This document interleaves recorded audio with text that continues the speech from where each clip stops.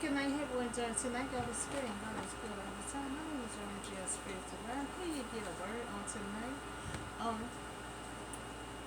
the title gonna be Edom denied Israel package. You know, Moses gonna send a message to Edom, the king, and he is kin to Esau. That's here they about to bump. Remember before when they bump heads with the Ammonites. The Ammonites were Esau offspring, and you know the Israelite is Jacob offspring. So they both bump heads. So now they about to bump heads again. You know because the Israelite got to cross over, that part with Edom at, with Esau offspring at. So the story gonna come from Numbers chapter 20, verse 14 to 21. Now Moses sent a messenger, from Kishon to King of Edom, saying, "This is what your brother, Israel said. They can't, you know, that you know." Now Moses telling them. Moses had this in a letter, sending it to the messenger. Now you know all the hardship that we went through, because he was with the Israelites until he got his own nation. You know all the hardship that came upon us. Our ancestors had went down into Egypt, that first generation. And we lived there for many years. Cause see, there was with them, with the first generation. When they went to Egypt, all Esau family, they all went. But then when they split up, when they got out of there, they split up and he got his own. Because remember, they're supposed to have been two nations anyway. When Jacob and Esau was born. So we see that they have two nations. And they constantly gonna keep bumping heads. So the Egyptian mistreated us. And our ancestors. He trying to tell him all the hard time that they all did together. They all lived in Egypt for 400 years. But when they escaped, Esau family went their own way. But we cried out to the Lord, and the Lord heard us. And He sent an angel to bring us out of Egypt. So now we are here at Kishon, the town that you at the edge of your territory. So Moses let them know, we at your territory. And we asking you, could we pass through your territory? To get to we need to get to. So now Moses, and while the Israelite community into Kishon, they needed, to pass through to get to their promised land. They're trying to get to the promised land because they're about that close to get to their promised land. So they need to pass through to get to the land, to the promised land. And Moses sent a messengers to talk to the king of Edom. And the king of Edom is Esau offspring. So two brothers became the ancestor of two nations. What they were supposed to be. Because when Jacob and Esau was born, God already had told them they're going to be separated, but they're going to be two nations. And we see that's why it is. That's what it is. And they constantly going to keep bumping heads because they already was born. So they did just what they're supposed to be doing. They're supposed to be separated and be two nations. So you got Israel, or Jacob offspring as a nation, and then you got Esau offspring as a nation. The Ammonites, and now we see the Ammonites and Edomites. So they have two nations. The Edomites, I might not be pronouncing it right, is the offspring of Esau. And the Israelite is the offspring of Jacob. So Ammonites, were brothers to the Israelites. Israel sent a brotherly message to Edom, the king, requesting a package through their land on main road. So well-traveling trade route. So they tell them, just let us pass through. We're not going to touch nothing. We're just going to go through the man on way, and we just need to get to our land. So now we see Ammonites offspring is from Esau. The Israelite offspring is from Jacob. So they're on Kishon land, the territory, and say, please let us pass through your country. and we will not go through any fear of vineyard. So they tell them, we just gonna go, we just need to pass through your land. We're not gonna pass through your fear, your vineyard. We're not gonna drink your water from the well. We will travel along the right or the left until we pass through the territory. So they tell them, you know, we just gonna pass through the left and the right. All we trying to do is get to our land. We're not even gonna drink your water. We're not gonna touch nothing. Just let us pass through. They family. And he thinking he gonna say yeah. Cause they lived together for 130 years in Egypt. That's why most of the time, all our hard times.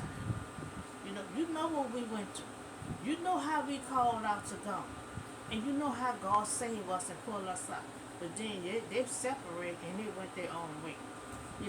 But Edom replied. He replied, you may not pass through here. And if you try, they're family now. And if you try, we will march out and attack you with a sword. Now that's family. That's family for you. He said you cannot pass through here. And if you pass through here, I'm going to march down there and I'm going to attack you with a sword. And that's family. Blood. So he is the brother of Israel. He is the offspring of Esau. And he don't want the family to pass through. And they all lived together for 430 years in Egypt. That's what Moses tell them. We all was in Egypt. We went to Egypt. We there for 430 years. And he want to act like his family don't mean nothing to him. So Esau and Jacob has separated, and have they are two nations. But God said, when there was babies, there was gonna be two nations. We're gonna be separated. And it did just that. So now we see, by having two nations, they will always bump heads together. Because this is the second time they're gonna bump heads with family. And by they have two nations, they're going to constantly keep on bumping heads. So the Israelite replied, we will go along the main road. They're still trying to please him. They're still trying to plead with their family, the brother. And if we or our livestock drink any of your water, we will pay you. This saying, if you let us pass through, if we drink your water and my animals too, we will pay you. So we only, wants to pass through on foot, nothing else. They're still trying to reason with their family members. All we want to do is just pass through and nothing else. So he answered, you may not pass through. Now all that pleading they're doing to their bloodline, he still said no, you cannot pass through. So then Edom, he came out against them with a large and a powerful army. He meant, I need y'all to open my property. So he coming down there with his whole crew. And since Edom refused to let them go through their territory, Israel turned away from them. So Moses in charge. They started trying to plead with him. And they see that they wasn't getting nowhere. And so Moses didn't want no conflict because that's family. So Moses sees that they couldn't get nowhere, they just turn around and went their way, and try to find another solution to get to the promised land. So Moses tried to navigate, and reason with him, Ammonites the king, so when nothing worked, he was left with two churches. He was forced a conflict, or, walk away. Avoid it and walk away. And that was the best thing you do. He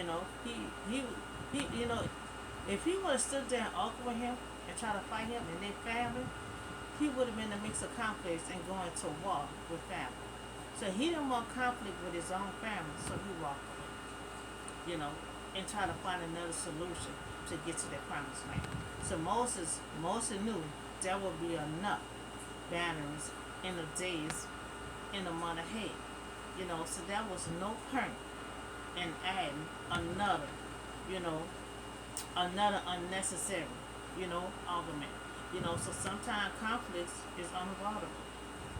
Sometimes you can avoid conflicts because sometimes it can go from 0 to 100. And Moses know that's family. So he saw that he wasn't getting nowhere with him. He decided to walk away instead of having conflict and going to war with his own family. So sometimes it isn't worth the consequences, of the conflict. So Moses didn't want conflict since it is family, bloodline of Esau. So since he couldn't get through to him, Moses walked away and went another way. And sometimes that's what we have to do. So sometimes, because sometimes you have to defend yourself, and sometimes sometimes you have to defend yourself. It depends on what the case is, and since there was a case of family and bloodline, Moses feel like he didn't want be in no conflict with his kindred. So he decided to walk away. What's the best choice for him to do? So they're always to solve our problem, instead of conflict. You know. So credit. What credit is due. So the Israelite had ultimately reached the end of the desert, wondering, and a new generation was ready to enter the promised land. Remember, just a new generation. This the third generation. The first generation, they had died. And that was the second generation that God was trying to bring to the promised land. And then God did them out. And now this the third generation, because God already said the third and the fourth generation will enter the promised land. So they was ready to enter the promised land. And they had witnessed miracles, taste of man, and yet they were that God would not provide water. Now, God been providing water this whole time. This whole time. So they complained against Moses, and Moses went to the Lord and asked for guidance. So God has spelled it out. His instruction. Bring the staff and speak to the rock.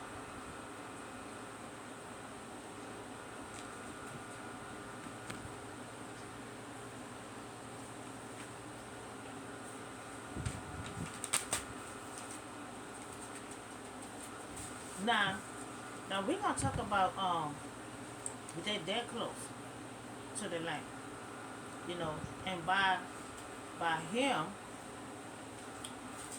him and Moses disregard God instruction, and Moses took credit, of God, with the water situation, but yet they were, so Moses had went to the Lord and asked for guidance. God spelled it out to him. Bring the staff and speak to the rock. Now God promised that the water would pour for nutrients of the people of the flocks. So Moses wanted to take credit of God's power. And Moses, two big mistakes that he took credit and told the Israelites, that he would provide water. So he struck the rock twice, and God said, speak to the rock, not strike the rock. To God, so he gave credit. So he wanted credit. But what he from him hitting the rock instead of giving God credit. So it's heartbreaking to realize that Moses, God's faithful servants, were left behind. Now he didn't put, to go into the promised land, but he did not trust in God enough to honor him as holy. In the sight of the Israelites, Moses did not give God credit. Moses did not give God credit. God credit. Give God credit what credit is due. So he stole God's glory. Glory by striking the rock twice. But at the end, God still allowed the water to come out for the Israelites. Now God loved Moses, and much that he showed him the promised land from the top of the mountain. And then he had buried and he buried there. Now, perhaps Moses had his own attitude and motive. So, I'm gonna mention my damn thing. That's right. Okay. Let's talk about the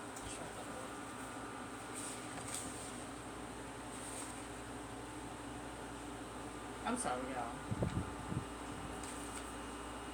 Okay, so by Moses didn't follow instruction, you know, he didn't give God credit.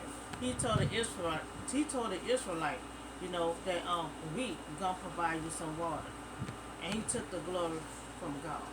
You know, so him and Aaron not gonna go to the promised land. Now we gonna talk about the death of Aaron. You know, they're gonna come from Numbers chapter 20, 22 verse 29. You know, so now Moses and the Israelite left the land of Kishar and sent out to the Mount Hor. You know, so Mount Hor was near the border of Edom. So the Lord said to Moses and Aaron, you know, now God said to Aaron, we'll be gathered to his people. So his people is there. So when God said Aaron gonna be gathered with his people, so he about to do Aaron in first. You know, and God said to Aaron, you know, he will be gathered to his people. Now he will not enter into the promised land that I give the Israelites. So Aaron would not be gone. He's saving Moses for right now because he's gonna have Moses to train Joshua. You know, now because both of you rebel against my command at the water, you know, of America, you know, get Aaron and his son, you know, and take up the Mount Hor and remove Aaron's garment and put them on his son. You know, so Moses had to bring Aaron's son up there on the mountain along with Aaron. You know, he gonna take the garment off of his son. Off of Aaron and place it on his son. You know, but Aaron would be gathered to his people and he would die there. He gonna die on the top of that mountain. God gonna leave him there. You know, so Moses did what God commanded, and they all went up to the mountain in the sight of the whole community. See, God always do things right in front of you. He anointed David right in front of all his brothers. You know, so now, you know, he's gonna have all the Israelites right there. You know, so Moses removed Aaron's garment and put them on his son. You know, all his son was priests too. And you know, Aaron was the high priest.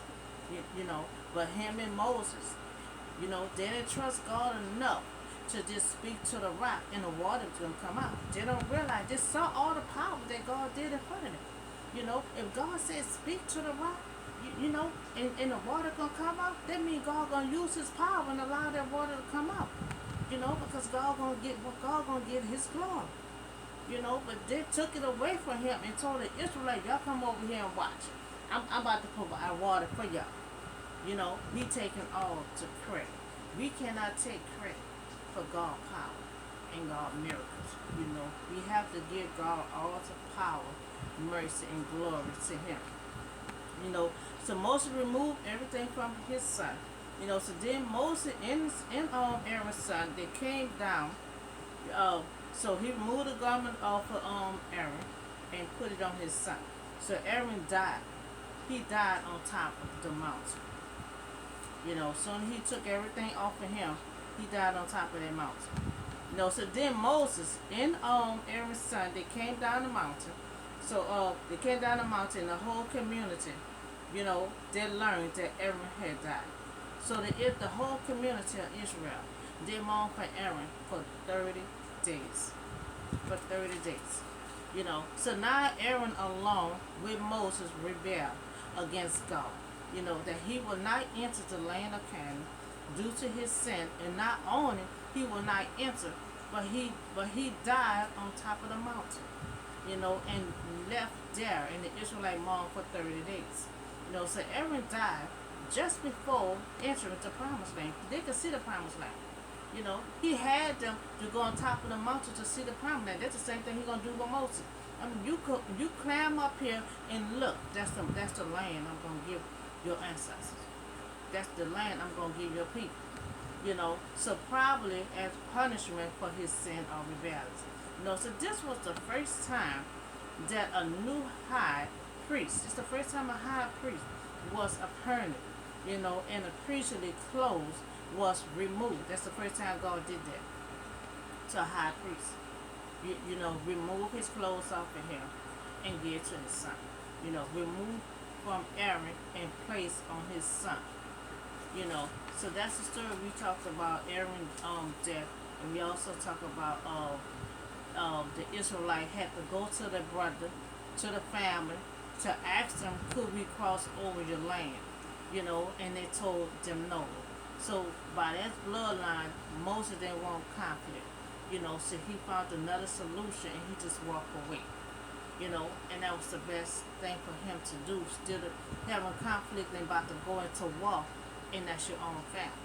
You know, and then after that, we talk about Aaron's death because him and Moses had disobeyed God. They took credit for the power that God was going to receive. And my God loved in Moses, and God still wanted to provide for the Israelites. God still used His power and allowed that water to come out. You know, but we all have to remember, all power come from God. We cannot get credit for God power. We can't get credit for anything that God do. You know, that's why every morning I always say thank you. You know, I always say thank you. And I always talk to myself that it hadn't been not for God. You know, on my side, fight my battle. You know, we all to be down and it said, and just the Israelites said that in Psalms 124. If it had not been for God on our side, you know, our enemy would have tore us into pieces, but God had put them under that Red Sea. You know, so we always got to get credit for God. You know, for all the credit, all the stuff that God do for us. You know, we can't get credit for it. You know, because we won't be here if we won't be for God fighting for us. You know, so that's all the word I have for you all today. You know, and I see y'all on the next video. Have a blessed night.